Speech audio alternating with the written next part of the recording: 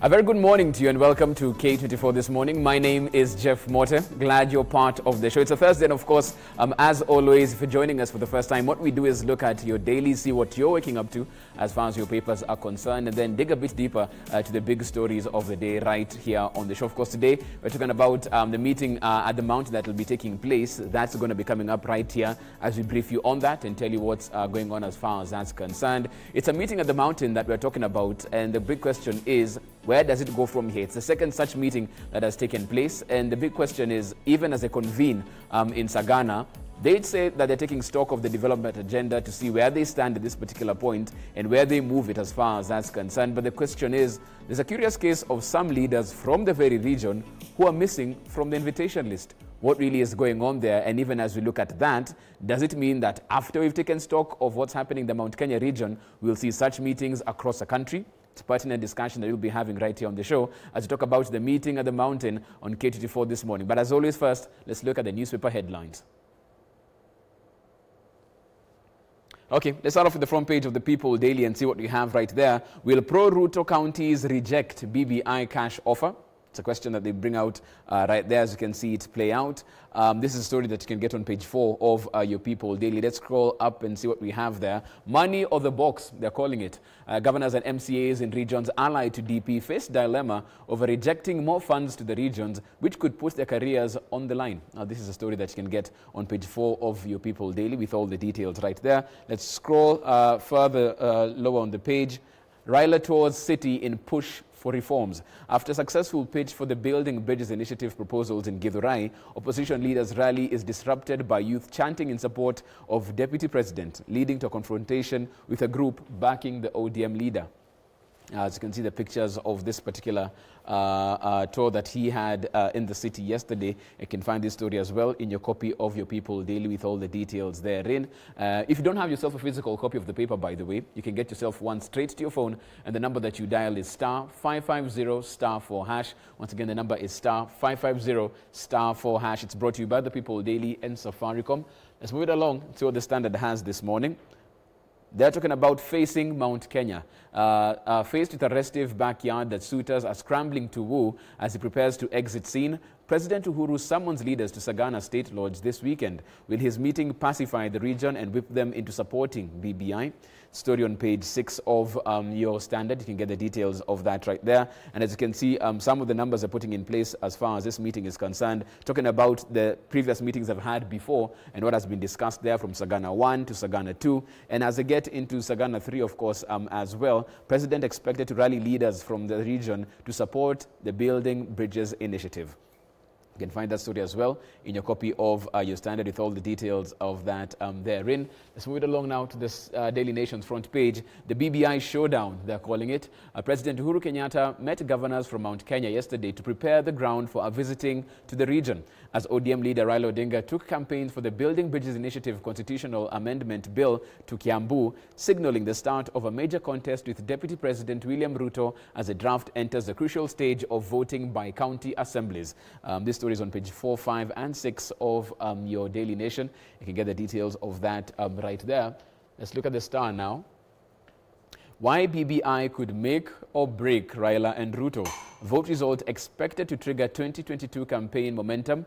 This story can be found on page 4 and 5. Let's not forget when one by-election had been called to predict the success or failure of the Building Bridges Initiative. This statement had been made by former PM Raila Odinga at the Msamwendi by-elections, and you can find this story in detail in your copy of your Star. So on page 4 and 5 with all the details right there. And very quickly, we look at what the Business Daily has for us this morning. Treasury eyes 152 billion shillings from projects shake-up. Economic strains force states to cut back on wasteful public expenditure. You can find this story in detail in your copy of your Business Daily. And even as you look at that, how KRA hit Embu hardware store with a 9.3 billion shilling tax bill. You can find that story as well and the intrigues of that particular payment in your copy of your Business Daily this morning. But that's what you're waking up to as far as your papers are concerned. Right here on the show, we're talking about the meeting at the Mountain. What does this mean as we move forward, not only for the region, but the country as a whole? We love it when you're part of the conversation. You can get me at I am Jeff Morte or at K24 TV.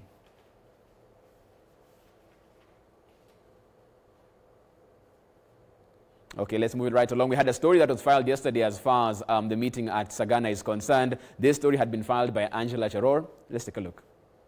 It is now 3 days to the much-anticipated Sagana meeting, convened by President Uhuru Kenyatta, aimed at galvanizing his support base as BBI process enters the crucial stage after IEBC cleared the Building Bridges Initiative Bill, paving the way for a referendum.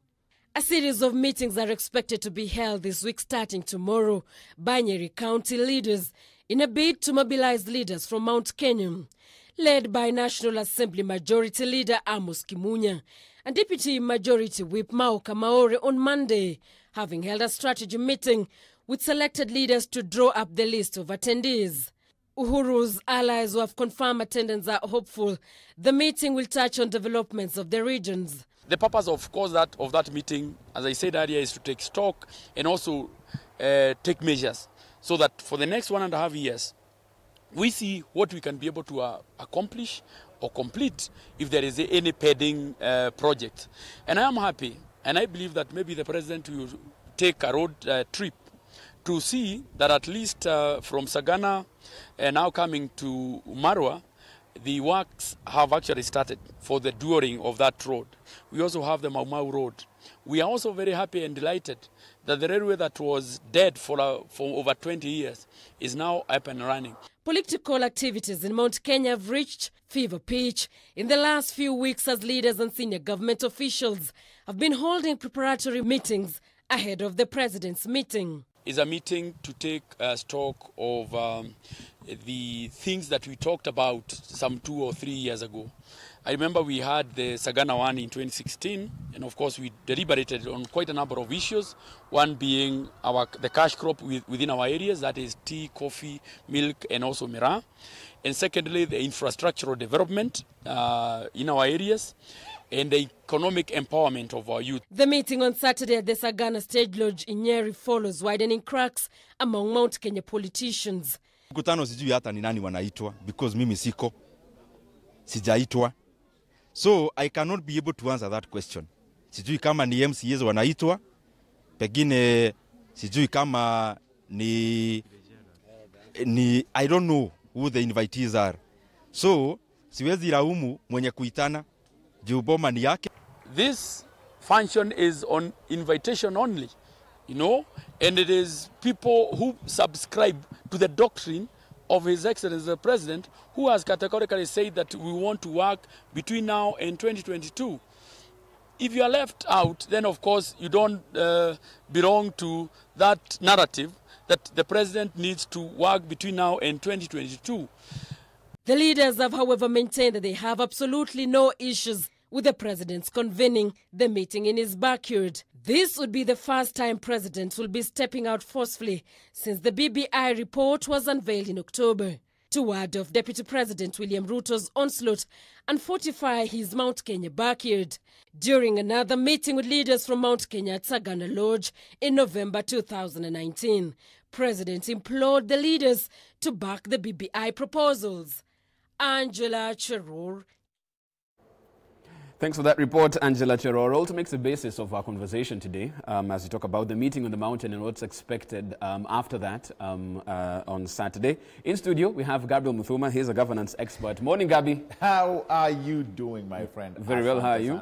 You know, actually, before I came, I was thinking of, when I saw the newspapers, I was just thinking of this tagline, which I think we should talk about. It's not covered much in today's press, but it's something that's actually growing and gaining momentum as we move along. And this is the arrest in schools. I think at this point, something needs to be done. We've seen a serious escalation of riots where even students now have moved a little bit, some inches forward to start fighting and beating their teachers and their, you know, and their school management. And not only that, we've gone back to the burning of dormitories. So I think there is something, of course, you know, COVID came with certain challenges. You know, these kids have been at home for an extended length, you know, period of time, where during that time they had a lot of freedom. Nobody was, you know, putting them into the harsh, or so we call them, the harsh realities of a school. And so here they find themselves in a school with different regulations. And I think there are some things that are starting to come up, which I think, Jeff, at this point needs a serious arrest. Okay. I don't think we need to continue or revert back to what we used to see where, dormitories were being burned, children were being burnt alive. I hope we don't get there. Right. But other than that, it is a beautiful morning. Okay, we also have Oliver Karori, lawyer and political analyst. Morning, Oliver. Welcome to the show. All right, Jeff. Yes. It's a good morning. Yes. We are looking at, what are you calling, facing the mountain. The meeting at the mountain. I hope one day the president will have a meeting with my people, the meeting at the valley. It's a question we'll have as well. Because we voted for him. Yeah. Probably from Sagana, he comes to the next stop Yes, in and then after Eldoret. that, I hope he will also go to one in Turkana, one to Masai. Museveni did it, by the way, while campaigning. He visited each region and addressed each vernacular radio station in those regions. Right. So for Uhuru Kenyatta, it's not late. He can do it. Okay, we'll talk about that on the show as well. We're also joined by Millie Luanga. She's a governance expert, of course, joining the conversation via Skype. Morning, Millie. Welcome to the show. Good morning, and thank you for having me. Thank you so much for being part of it. And I want really to start from what Oliver has spoken about, because as we see this focus on Mount Kenya, what's going on in this particular region, people call it the president's backyard. Gabi, the natural thing as a president to do after you go to Sagana is you go to Kisumu, then you go to Turkana, then you go to Mombasa. Do you think that's what we'll see after Sagana? Well, let's give it to him. First of all, the president has been in Kisumu, and I think you all remember how he was well received. I think he's also towards certain parts. Now, Mount Kenya, which is actually his backyard, there's been an element of uncertainty, and not so many people may be able to really pinpoint what is happening in that region. They have been so unwelcoming, even to the people who seem to be very close to the president. So just like everybody else, I want to see what Sagana 3 brings about. If we take cognizant of what Honorable Kanini Kega, the MP for Kieni, if we take cognizant of what he's saying, he's talking about matters development, matters looking into coffee, tea, and miraa. If that is going to be, or that's going to form the visit of His Excellency the President, then I think we may have some very great positive outcomes. The other hand, there is also this group of people who've been left out. Now, I'll be the first one to admit that. Sagana, where they are meeting, yes, indeed it is true, as this point that the person who is the occupant of that office, that would be seen as his home. So he gets to invite who he wants, that notwithstanding. But sometimes it's always good to bring in people you don't even agree with, so that you all listen to them, because they also present people in that region. I just hope that the architects of those invitations would go past what is dividing them and look at things within that region that should bring them together. To me, that would be my clarion call. Forget everything else that's going, forget the politics for the time being. You have about 1.5 years to go. What is this that you can find within that region, whether it is tea, coffee, or miraa, or whatever kind of development agenda that is within that region? That which will bring all of you together. Your differences notwithstanding, but most importantly, coming together and having one agenda. Now, if you're looking for your political life past 2022, that can be understood, because, I mean, this is the time Mount Kenya must start asking, what is there for us outside 2022? Okay. So whatever will go in Sagana, I'm just hoping it will be something that will bring the leaders of Mount Kenya together more than it will tear them apart. I want to get to Millie on this one as well. Millie, we've heard the president say severally he's not interested in another term in office. But for a president who we would assume is exiting the stage, why so much interest on what happens politically in the backyard? Shouldn't he be busy finishing up what he has in terms of presidential projects? And from there, let the next politician pick up from where Mount Kenya is and chart a way forward. Why that interest for a president who's exiting the stage? Thank you very much for that question. I think that it is important for the president to still be concerned about what sustains in the region, because he's still relatively active, both by virtue of his age and also politically.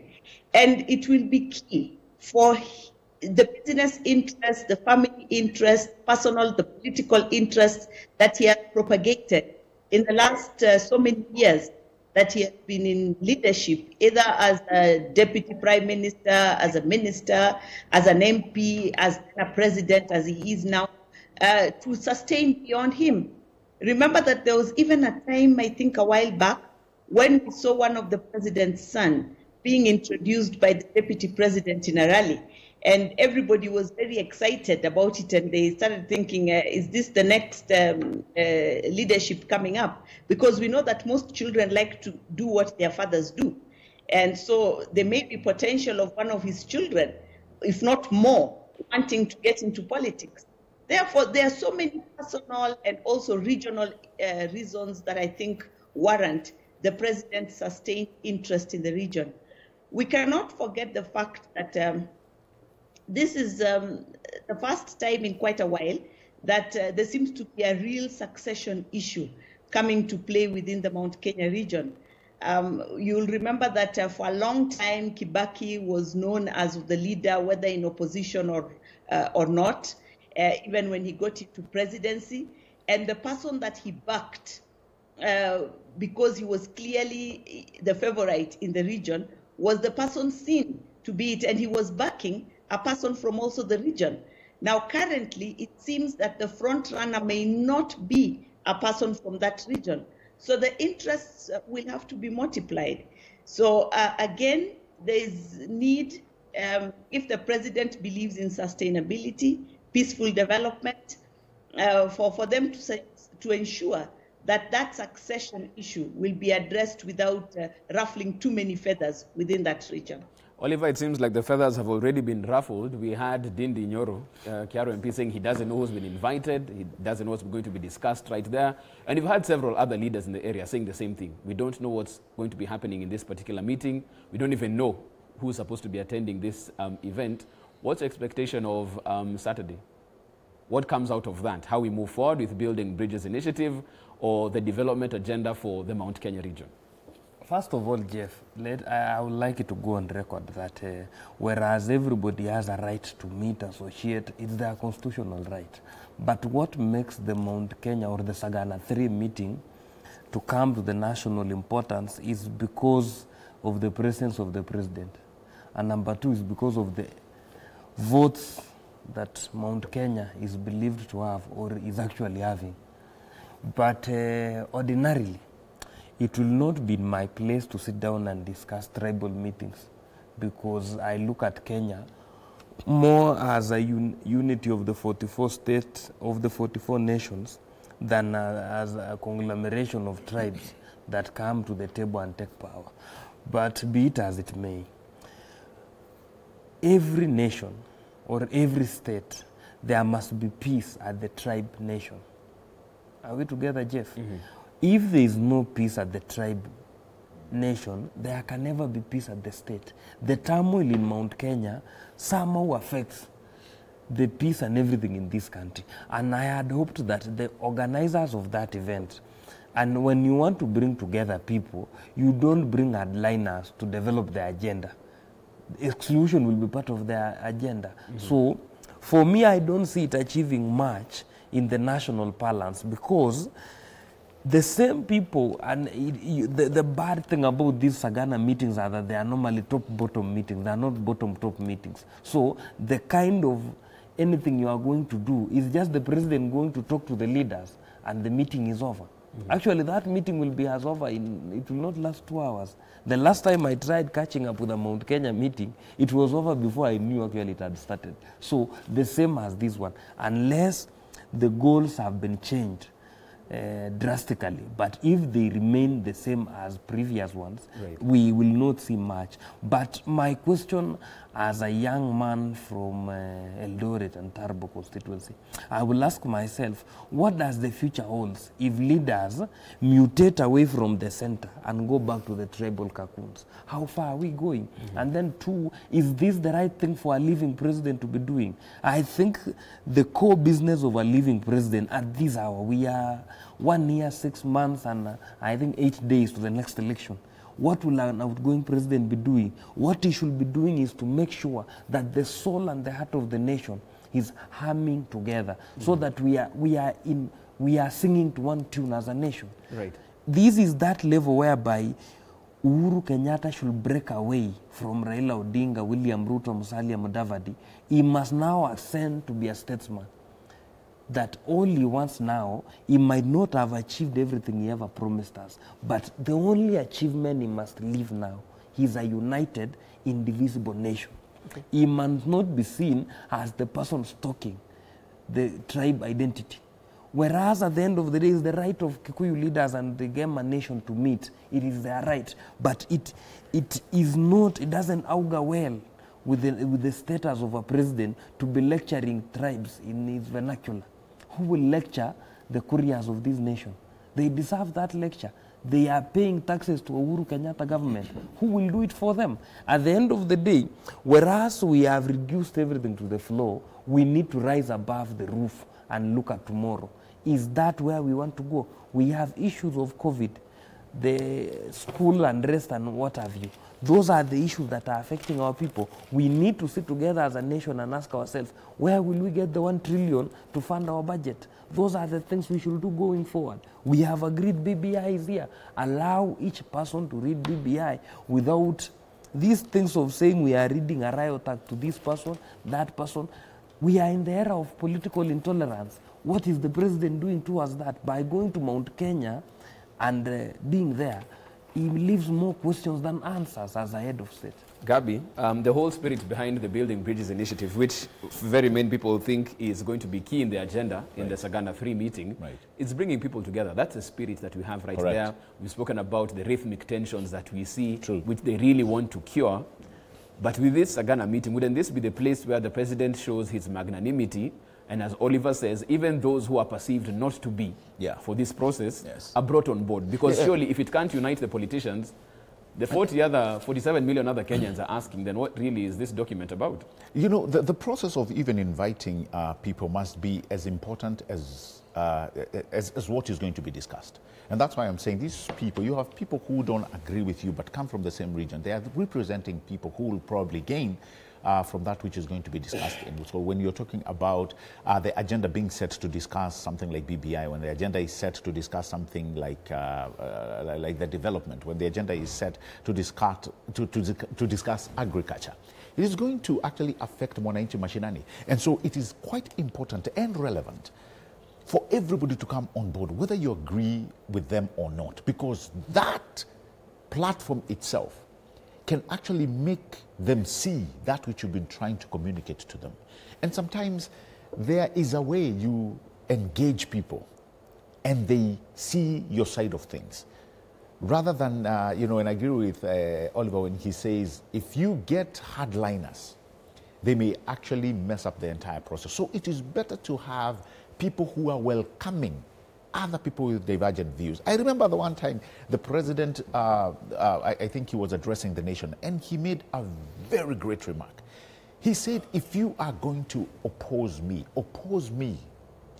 respectfully. If you are going to support me and my policies, then do so as well, respectfully. So the leaders within Mount Kenya must understand this. There's a question you asked Millie a while ago, which was saying, should the president, when he's coming to the final term of his presidency, should he be doing that which he's doing currently? And let me tell you, Jeff, any head of state, and you've seen this even in the US, any president who is leaving office covets for one thing. If he has set great priorities and processes for a nation, what he covets is for that particular agenda to have a very good succession. For instance, the Big Four agenda. I've kept insisting to you here, Jeff, that if we find people who see the goodness of what these agendas are going to produce for this Kenya, they will actually be game changers. But who started them? They were started by an administration of President Uhuru Kenyatta. So it is up and incumbent upon him to actually find solace in succession so that these agendas may continue for years to come. You saw when Barack Obama was leaving office, he had placed so many agendas that he wanted Hillary Clinton to continue with, even though they didn't win. But that just tells you something like the Obamacare. He knew this is something that had made a lot, not only of sacrifice, but a lot of good when it comes to offering healthcare in the U.S. And so he really campaigned for Hillary Clinton, even though it wasn't successful. But 4 years later, look at how the stars realigned themselves again. And now you have not only Hillary Clinton, but somebody who was his deputy. Okay. So what I'm trying to communicate is this. Every president wants to leave a great succession. And so it may be within this time frame that the president is looking for the most ideal candidate who he feels can drive this agenda. Is this what is going to be produced in Mount Kenya? We have to wait and see. Let's get to our first break. I'll come back to Millie after the break. But a yes or no from this particular meeting, do you think we get a situation where all of these people who ideally should be in the room get into the room? No, with the way it's going, we may not, because of this simple thing. That's why I'm saying we may not. If you have people who are representing hundreds of others and they are not invited, do you know what they are going to do? They are going to decampaign the Sagana meeting, and that's my problem. Okay. That's why we leave it at that particular point. Take a short break. We are back after the break, of course. It's still all eyes on the mountain as we wait to see what transpires out of Sagana 3. I'll be looking at your tweets, of course. You can get me at I am Jeff Mote or at KT24 TV. Back after a short break. Don't go too far.